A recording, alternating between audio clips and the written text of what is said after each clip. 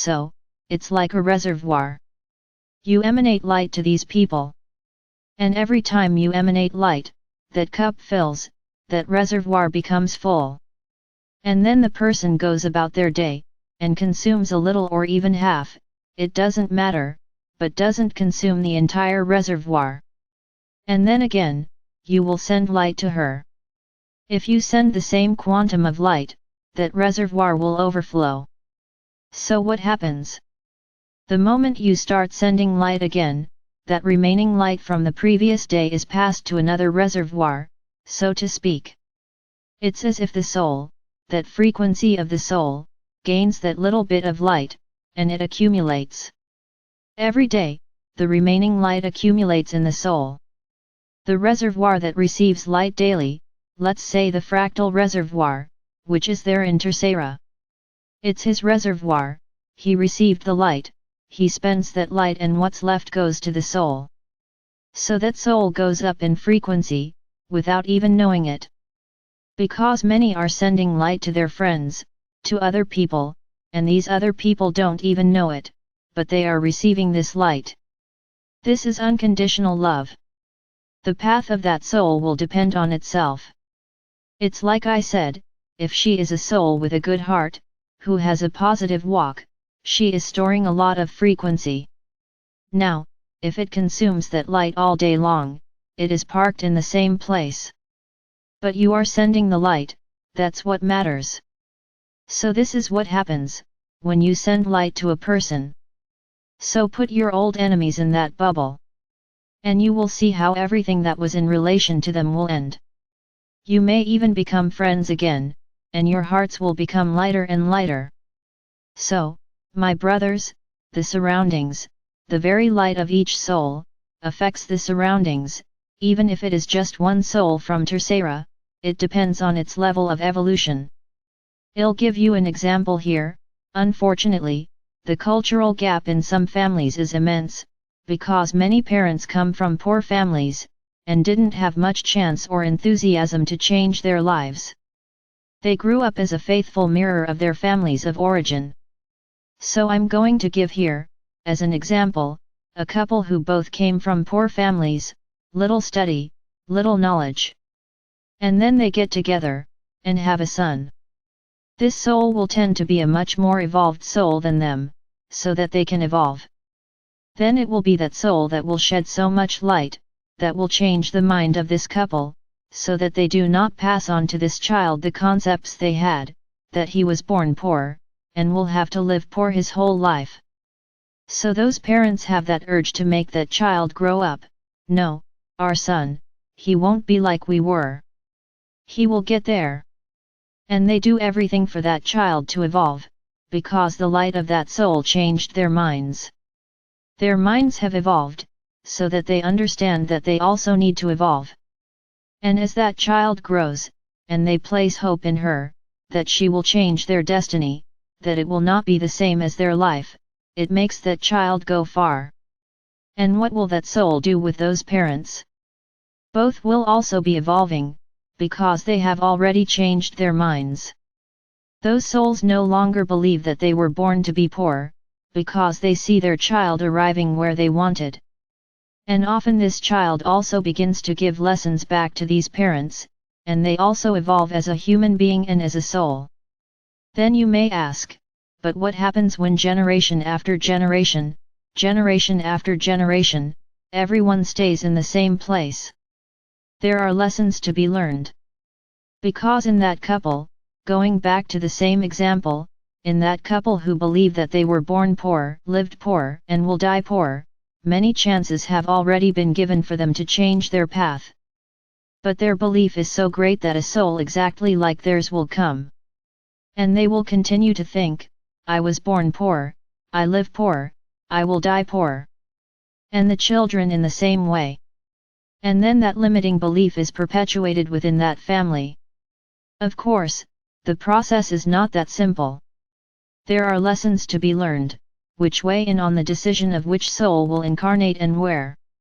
Not everyone who is poor today has been poor their entire life, quite the contrary, many have been extremely stingy, extremely merciless towards others. So they return to this life, to feel everything they caused, with the most extreme poverty, to learn their lesson. So my brothers, when you come together and produce a child, knowing which soul to turn there is a big unknown. Because it will depend on the father's journey, the mother's journey, the lessons they both have to learn, because that soul that comes there will teach a lot of things, but the father and mother also have the obligation to teach a lot of things, to pass on good values, to pass on good habits, and not distort that soul. Remember, you have human consciousness in front of you. Then an evolved soul can even come and grow in an extremely negative environment. It will take that soul to be very evolved, not to get involved, but the vast majority get involved and come out the other side. This also happens. So knowing what soul will come in your baby, no one can know. A sick child may come, a defective child may come. Why? Someone has a lesson to learn there. You don't understand, but your soul understands why it is going through that. So the main foundation of today's video, which I hope you understood, is the difference in frequency between souls. Evolved, extremely evolved souls have a very high frequency. Fractals here from Tercera are something else. I'm talking about the soul. Third souls have a third frequency, but they also have levels. The frequency it is a frequency band, and within it, there are several levels of evolution. So this explains why there are many disagreements between people. Sometimes you look at a person and you don't like it, they don't know it, they've never seen it, but when they look at it they don't like it. Why? Why does this happen? There could be two reasons. The first, you are a low-frequency soul. Don't understand low frequency as negative, please, I'm not talking about that here. Coming back, so you are a low-frequency soul, you are looking at an extremely evolved soul. And you're that poor soul, who doesn't want to leave your place, you're right there sitting in your corner. So you're angry, you don't immediately like that other person who comes there, even though you don't even know them, but your souls change. And then, that is so strong in the soul, that it passes into your human consciousness, and you say, I don't like that person. Why don't you like it? Is there an explanation? This is the explanation. Or, the second possibility, you are an extremely evolved soul, and you see that other person there as a threat, because you are not a soul of light. So you feel, as you don't interpret, the feeling that comes from the soul, you say you don't like it, but it is a danger sensor, there is a soul there that is not evolved and quite negative. So this is how you start to dislike people. There are two possibilities. Can I even say that there could be a third? It's that person who doesn't like anyone, judges them by their appearance. She looked, I didn't like it. Because her appearance didn't please you, you already judged and condemned her.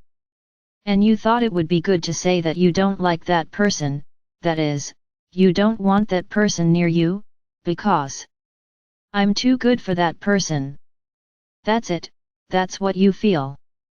So my brothers, you can see that if we placed all of you, by soul frequency size, you would make a big ladder. There are those that are very short and there are those that are extremely tall. It would be an interesting graph. In terms of quantity, I can say that those lower frequencies have a huge plateau. The higher ones have much less quantity. And that's what we want to change. We want many of those who are still in low frequencies to reach third frequencies, so that ascension is possible. That's our goal, and teaching you to place them in the bubble of light, this is fantastic, because it is giving these souls the opportunity to store that little quantum of light energy, every day. And their souls evolve in frequency. So as time passes, at any moment they may awaken. Because it will reach such a level that it will push that soul towards awakening. So realize what you are doing. Do you understand how important it is to involve people in light? Do you understand now? So do it. This is an act of pure love. Then, when that moment arrives, when the wheat is separated from the chaff, you will be able to say, I did my part, I did what I could, I sent love and light to him every day, and he threw it away, he literally took the light reservoir and threw it in the trash. So it didn't have enough frequency to evolve. And he will go away, but your conscience, your heart will be calm, because you will be sure that you did what you could, that you did everything that was possible. But it was the choice of that soul, it was not ready for so much light. So my brothers, this is the great teaching. Send light to everyone. If you don't know everyone's name, don't remember, it's okay. Remember that I taught you to put them in a large auditorium. So everyone sit there. You don't need to repeat everyone's name every day. Create a great auditorium in your minds and feel the people there. Then they will sit in your mind. The next day, when you go to send the bubble of light, you will see everyone sitting. You know where everyone is sitting, because you put them there. And that's what I said, there may be some who will get up, don't insist, don't sit him down again. Did you get up? The universe is already telling you that light does not enter there. He wants to stay here. Understand?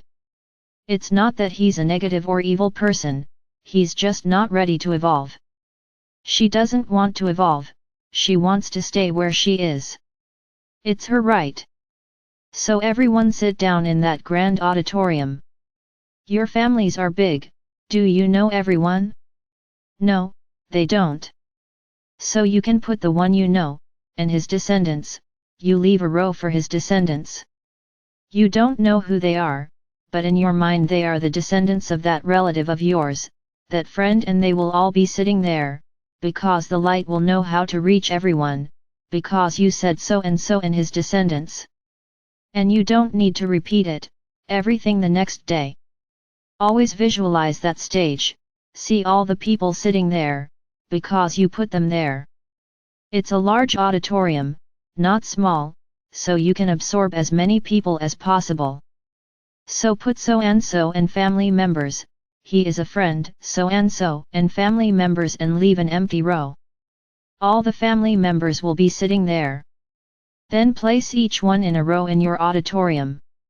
It's a big auditorium, I already said, and everyone is sitting there. So the more people you put in this bubble of light, the more you will help these brothers evolve, because every day they will gain a little bit of energy, of light, and they will increase their frequencies. So do it. Ah, how will the light reach the relatives? My brothers, you are all connected.